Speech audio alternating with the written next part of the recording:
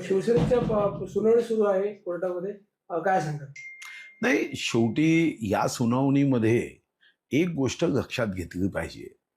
लोकशाहीमध्ये जनतेचा आशीर्वाद, जनतेची सदिच्छा, जनतेच्या शुभेच्छा, जनतेचं मतदान हे महत्वाचं ठरतं.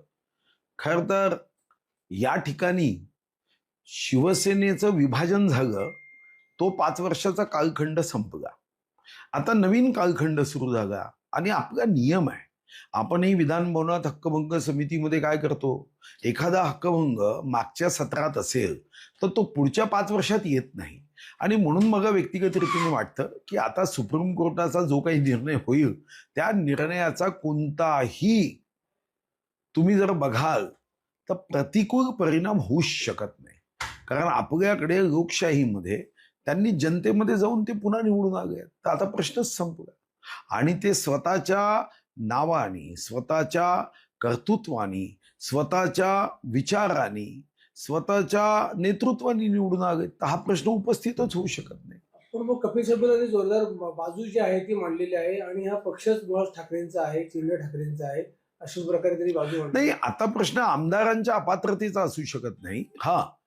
भविष्यामध्ये अशा विषयांवर काय साधारणतः SOP असावा यासाठी सुप्रीम कोर्ट निर्णय देऊ शकेल की या कायद्यामध्ये अजून काही बदल केले पाहिजे किंवा कायद्याच्या प्रोसेसमध्ये काही गोष्टी केल्या पाहिजे, असं साधारणतः सुप्रीम कोर्ट मत व्यक्त करू शकेल असं मी सुद्धा LLB आहे.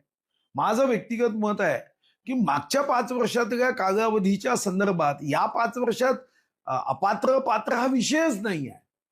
आता प्रश्न राहिला चिन्ह कोण देतं? सुप्रीम कोर्ट देत नाही. चिन्ह निवडणूक आयोग देतं. आता निवडणूक आयोगाने चिन्ह दिलं, आता ती सुद्धा एक ऑटोनॉमसच आहे ना, ती स्वायत्त आहे.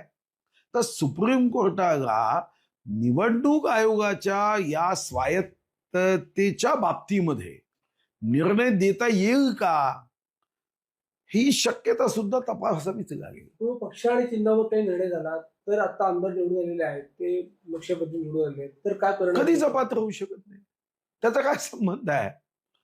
गाय वासरू चिन्ह होतं, मग गाय वासरू गेलं पंजा आलं, त्याच्यामुळे त्यांच्या आमदार खासदारावर थोडी काही परिणाम झाला की नाही. आता एका राज्यामध्ये गाय वासरूवर ते राज्य आलं, दुसरं राज्य पंजाच्या निवडणुकीत आलेत म्हणून ते गाय वासरू वगैरे राज्य संपवलं थोडी काही. त्यामुळे हा दूरपर्यंत नाही. हे बातम्यांसाठी ठीक आहे, कधी कधी बातम्या पावसांमध्ये फार येत नाही आणि मग अशा बातम्या चालवल्या जातात सूत्राच्या माध्यमातून वगैरे. याच्यात थोडं जरी डोकं असेल तर असे प्रश्नच उपस्थित होत नाही की तुम्ही मागच्या 5 वर्षामध्ये ज्या काही घटना आहेत त्याच्या संदर्भात आज निर्णय देऊ शकता. असा अधिकारच नाही, संविधान असा अधिकार देत नाही तुम्हाला. मनोज जरांगे पाटलांनी पुन्हा एकदा आंदोलनाचा इशारा दिलाय. मुख्यमंत्र्यांमध्ये त्यांनी आरोप केले की आपल्याला दिलेलं आश्वासन पाळलं नाही. मला वाटतं की संवादातून समाधानाकडे गेलं पाहिजे, संवाद केला पाहिजे, गुणवत्तेवर निर्णय झाले पाहिजे.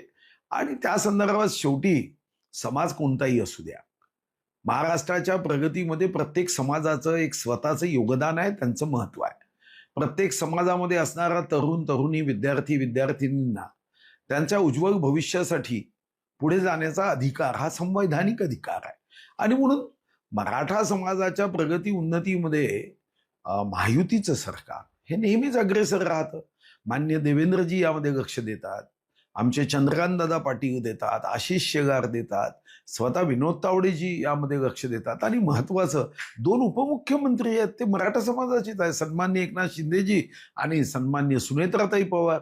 तर ते मराठा समाजाच्या भविष्यासाठी या सर्वांनाच त्यांचं भविष्य उत्तम व्हावं यासाठी काहीतरी चांगलं झालं पाहिजे असं त्यांनाही वाटतं, म्हणून हा प्रश्न उपस्थित होतो. पुन्हा एकदा मुख्यमंत्री बदलायची चर्चा सुरू झालेल्या आहेत, त्याबद्दल काय सांगाल? असं आहे की या चर्चा कारण नसताना मला वाटतं की आपण चर्चेत आणतो. कशासाठी या चर्चा होती, काय कारण आहे, म्हणजे याचं काहीतरी तर्क आहे का, कशासाठी बदलवतील? आणि म्हणून मला वाटतं की असा विचार करणाऱ्यांनाच चॅनलमधून बदलवलं पाहिजे. आपण मग आता अमित शहाना भेटायला शिंदे गेले होते किंवा दिल्ली दौरे असतात, त्यामुळे चर्चा वारंवार मीडियामध्ये येत असतात. अरे ते आमच्या महायुतीचे घटक आहे काय, त्यांची अमितबाईंची कट्टी आहे का? भेटणं म्हणजे उद्या भेटलं तर फक्त पदासाठीच भेटलं जातं. एवढा संकुचित विचार कसा होऊ शकतो? अहो, एकनाथ शिंदे साहेब यांच्यावर अमितभाईंचं प्रेम आहे. आता अमितभाईंचं प्रेम आहे, देवेंद्रजीवरही अमितभाईंचं प्रेम आहे, तर भेटायला नाही जायचं का? आता असं आहे का की भेटायला गेलं की बिलकुल मुख्यमंत्री पदच चर्चेत येतं? अहो, 100 प्रश्न असतात राज्याचे. शेवटी हे राज्य या देशामध्ये नंबर 1चं राज्य आहे, पुढेही राहावं, यापेक्षाही पुढे जावं, या भावनेने एकनाथ शिंदे साहेब जर भेटत असतील, तर अशी चर्चा करणं की ती मुख्यमंत्री पदासाठी भेटताय, मला वाटतं की हे गैर आहे, त्यांच्यावर अन्याय करणार. मग एक शेवटचा प्रश्न, आता तुम्ही अर्थमंत्री झालेले आहात. लाडकी बहीण योजना राज्यात सुरू आहे, मुख्यमंत्री महोदयाने मुख्यमंत्री आणली. तर याबाबत काही वगळले गेले नावं, काही नावं वगळली गेली. त्याबाबत विरोधकांचे आक्षेप आहेत, नाराज आहेत, ते काय सांगाल त्यावर? नाही, मला स्वतःला वाटतं पुन्हा एकदा ई-केवायसी करावी. जे लाभार्थी योग्य आहे त्यांना तर लाडकी बहीण योजना दिलीच पाहिजे. तुम्ही बाकी सर्व ठिकाणी पैसे खर्च करता ना. म्हणजे साधारणतः मागच्या वर्षात आणि या वर्षात आम्ही कर्मचाऱ्यांसाठी 50,000 कोटीची वाढ केली. त्यांची केली पाहिजे. पण महाराष्ट्रामध्ये जगणाऱ्या आमच्या लाडक्या बहिणींच्यासाठी तुमच्याकडे पैसे नाही, असं कसं म्हणता येईल? काही ई केवायसी मध्ये काही जण बाद झाली, ते पात्र असतानाही त्यांना ई केवायसी मधून बाद केले गेले, असे काही उदाहरण आहेत. तर परत ती ई केवायसी ओपन व्हायला हवी, तर त्यावर मी काय तर सांगाल? सांगितलं ना की पुन्हा एकदा ई-केवायसी मध्ये असे जे पात्र आमच्या बहिणी आहे लाडक्या, त्यांना पुन्हा ई-केवायसीची मुदत वाढवून दिली पाहिजे. आणि मला जी माहिती आहे, आमच्या भगिनी आदितीताई तटकरेंनी सुद्धा ही मागणी केली आहे. भाऊ, तुम्ही अर्थमंत्री राहिलेले आहात. मंत्रिमंडळ विस्ताराची चर्चा होते. केंद्राच्या अधिवेशनानंतर हा विस्तार होऊ शकतो असं म्हटलं जातं. तुमच्याही नावाची चर्चा आहे, काय सांगाल? नाही, असं आहे की ईश्वर तुमचं कल्याण करो.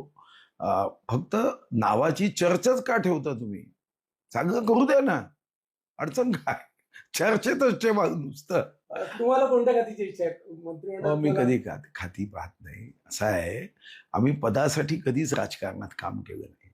वयाच्या 4थ्या वर्षीपासून आम्ही जी प्रार्थना सुरू केली, नमो मातृभूमी जिथे जन्मभूमी, नमो आर्यभूमी जिथे वाढभूमी, नमो पुण्यभूमी जियेचाच कामी, पडो देह माझा सदा ती नमे. 4थ्या वर्षीपासून आम्ही प्रार्थना म्हणतो. तर काय पदासाठी करतो का?